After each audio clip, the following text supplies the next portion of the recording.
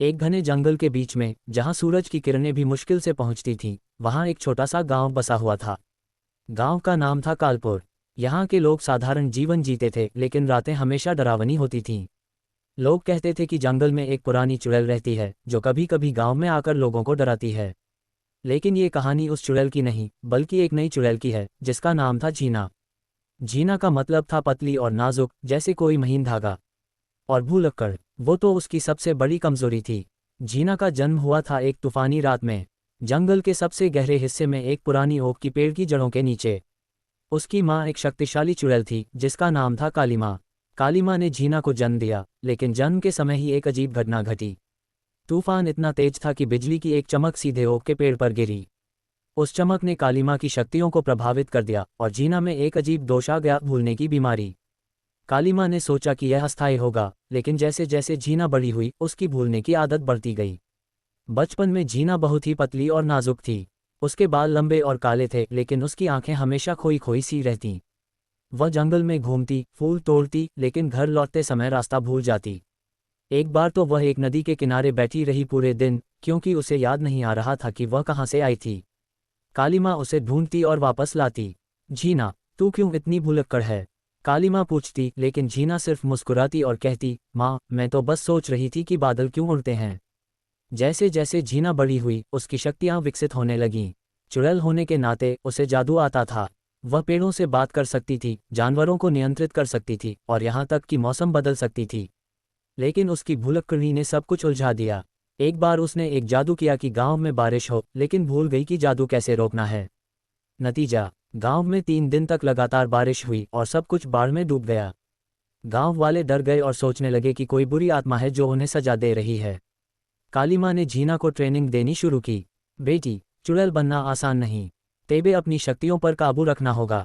लेकिन जीना सुनती, समझती और अगले ही पल भूल जाती। एक दिन काली माँ ने उसे एक महत्वपूर्ण जादू सिखाया, अदृश्य होने का। जीना ने अभ्यास किया, लेकिन बीच में भूल गई कि जादू कैसे पूरा करना है। वह आधी अदृश्य हो गई, उसका ऊपरी हिस्सा दिखता था, लेकिन नीचे का हिस्सा गायब। जंगल के जानवर उसे देखकर भागते, क्योंकि वह लगती थी जैसे कोई सिर और धड़ हवा में तैर रहा हो। जीना की भुलक्कड़ी की वजह से जंगल में कई मजेदार घटनाएं होतीं। एक बार वह एक भालू को अपना दोस्त बनाने गई। जादू से उसे अपना पालतू बनाया, लेकिन भूल गई कि जादू कितने समय का है। भालू उसके पीछे पीछे गांव तक आ गया, और गांव वालों को लगा कि जंगल का राजा हमला कर रहा है।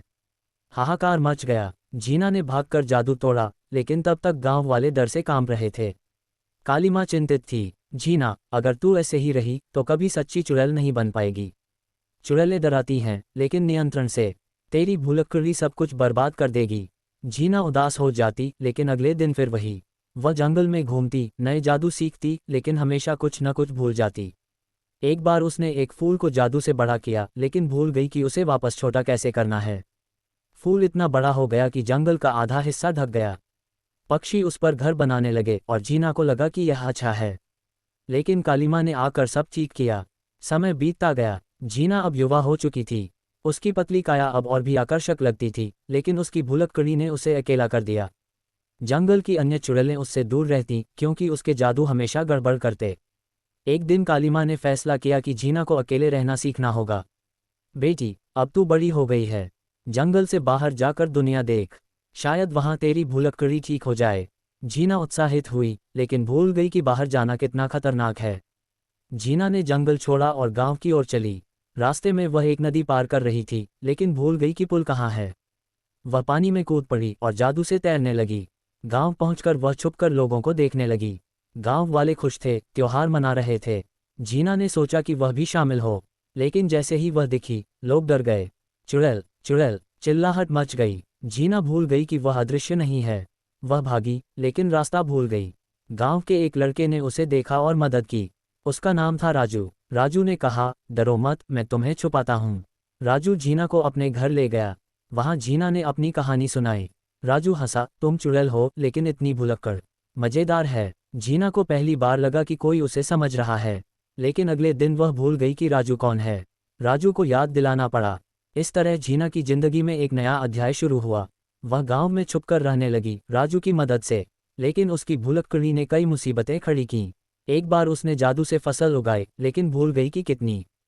पूरा खेत इतना बड़ा हो गया कि गांव डूबने लगा। जीना की शक्तियां बढ़ रही थीं, लेकिन नियंत्रण नहीं। राजू ने उसे सिखाया कि चीजें याद रखने के लिए नोट्स बनाओ। जीना ने कोशिश की, लेकिन नोट्स भूल जाती। फिर भी वह खुश थी। जंगल की अकेली जिंदगी से बेहतर था ये। लेकिन कालीमा की चेतावनी याद आई, दुनिया चुड़ैलों के लिए नहीं है। जीना ने सोचा, शायद वह बदल सकती है। लेकिन भाग एक का अंत यहाँ होता है, जहाँ जीना गांव में नई जिंदगी शुरू करती है, लेकिन खतरे करीब है। गांव में जीना की जिंदगी अब रोमांचक हो गई थी। राजू उसका सबसे अच्छा दोस्त बन गया। वह एक साधारण किसान का बेटा था, लेकिन बहादुर और बुद्धिमान। जीना को छुपाने के लिए उसने अपने घर के पीछे एक छोटी झोपड़ी बनाई। जीना वहां रहती और दिन में जादू का अभ्यास करती। लेकिन उसकी भुलक्कड़ी ने सब कुछ उलट-पुलट कर दिया। एक सुबह वह जादू से नाश्ता बनाना चाहती थी, लेकिन भूल गई कि मंत्र क्या है। नतीजा, घर में सेब की बजाय सांप उगाए। राजू चिल्लाया, जीना, यह क्या किया? जीना हंसी, ओह, मैं तो अंडे बनाने वाली थी। गांव वाले अब शांत थे, लेकिन कभी कभी अजीब घटनाएं होतीं। जैसे एक रात जीना ने सपना देखा कि वह उड़ रही है और जादू से सच में उड़ने लगी। लेकिन भूल गई कि कैसे रुकना है।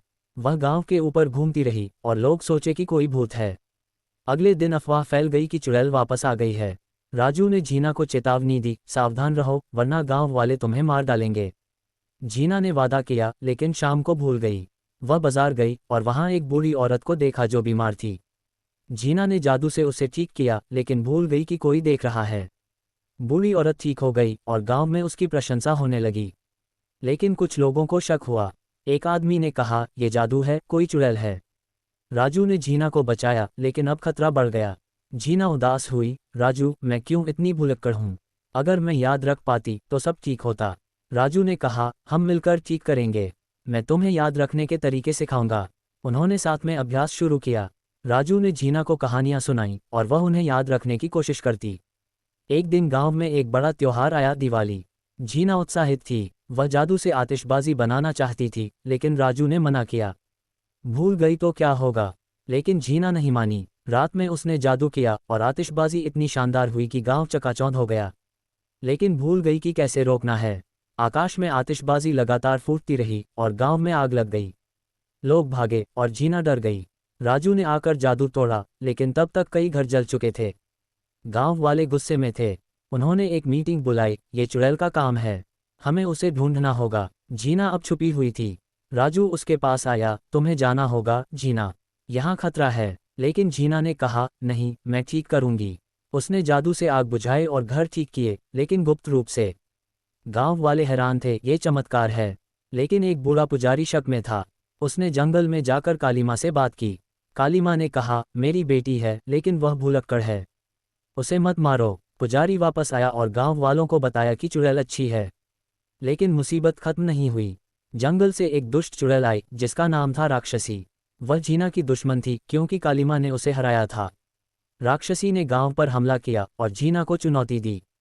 जीना ने लड़ाई लड़ी, लेकिन भूल गई कि कुछ मंत्र क्या हैं। राक्षसी हंसती, तू भूलक्कड़, तू हार जाएगी। राजू ने मदद की और साथ में उन्होंने राक्षसी को भगाया।